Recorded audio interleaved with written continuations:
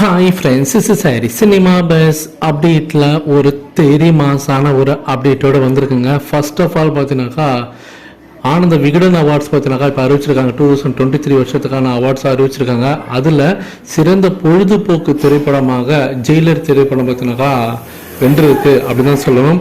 அதே போல் அடுத்தது சிறந்த இசையமைப்பாளர் விருதுக்காக இப்போ ரஜினி சாருடைய ஜெயிலர் திரைப்படம் அனிருத் அவர்கள் வாங்குறாரு இந்த படத்துக்காக.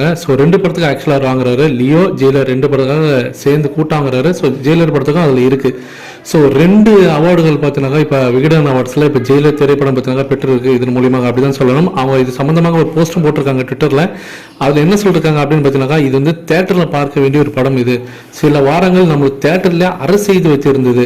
மக்கள் எதிர்பார்க்கும் அந்த ஒரு விஷயத்த, அந்த மேஜிக்கை நீங்கள் கொடுத்துட்டீங்கன்னாக்கா கண்டிப்பாக தேட்டரில் வந்து பார்த்தீங்கன்னா மக்கள் வந்து நிரம்பி வழிவாங்க. மக்களுக்கு வந்து அந்த ஒரு நம்பிக்கை கொடுத்த படம் தான் இந்த படம் அப்படின்ற மாரி சொல்லியிருக்காங்க. கடந்த ஆண்டுக்கான சிறந்த பொழுதுபோக்கு படைப்பு அப்படின்ற அவார்டு பார்த்தீங்கன்னாக்கா கிடைச்சிருக்கு. அனிருத் அவர்களுக்கும் ஒரு அவார்டு கிடைச்சிருக்கு. 2 அவார்டு பார்த்தீங்கன்னாக்கா வேற லெவலில் கலக்கிருக்கு அப்படின்னு தான் சொல்லணும். அடுத்தது பார்த்தீங்கன்னாக்கா சத்யராஜ் அவர்கள் இப்போ சமீபத்தில் ஒரு ஈவெண்ட்டில் கலந்துக்கிட்டாரு, ஒரு ஃபங்க்ஷனில் கலந்துக்கிட்டாரு. ஆக்சுவலாக அது நேத்திக்குன்னு நினைக்கிறேன். அவர் பேசுகிற அந்த வீடியோக்கான லிங்க் நம்மளோட டிஸ்கிரிப்ஷனில் தந்திருக்கேன். சன் நியூஸ் அவங்களோட ட்விட்டர் பக்கத்தில் தெளிவாக போட்டாங்க. இப்போ அவர் வந்து அங்கே பேசும்போது ஈவெண்ட்டில் கேட்குறாங்க செய்தியாளர்கள்லாம், நீங்கள் ரஜினி சாரோட படத்தில் நடிக்கிறீங்களா? உண்மையா? ஏன்னா நீங்கள் சிவாஜி படத்துலேயே நடிக்க மாட்டேன்னு சொல்லிட்டீங்க வில்லன் கேரக்டரில். இப்போ இந்த படத்தில் எப்படி வந்து நீங்கள் சம்மதிச்சிங்க?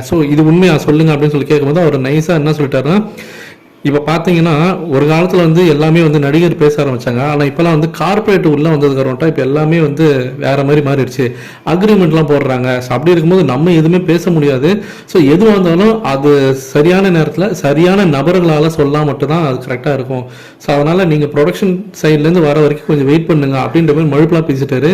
அந்த இடத்துல செய்தியாளர்கள் மீண்டும் வந்து கேட்குறாங்க, நீங்கள் இங்கேருந்து மறுக்கலனாலே கிட்டத்தட்ட நீங்கள் அந்த படத்தில் இருக்கீங்கன்ற மாதிரி தான் ஆகிடுது.